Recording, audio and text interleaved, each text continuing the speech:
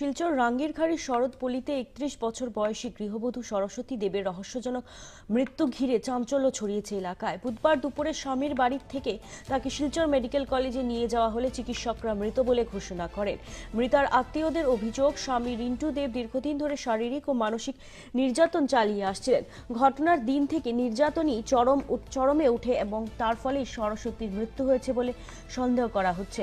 এবং সবচেয়ে উদ্বেগজনক, মৃত্যুর খবর গোপন রেখে সরস্বতীকে গোপনেই হাসপাতালে নিয়ে যাওয়া হয়। ইতিমধ্যে রিন্টু দেবের বিরুদ্ধে থানায় লিখিত অভিযোগ দায়ের করা হয়েছে এবং পুলিশ তদন্ত শুরু করেছে।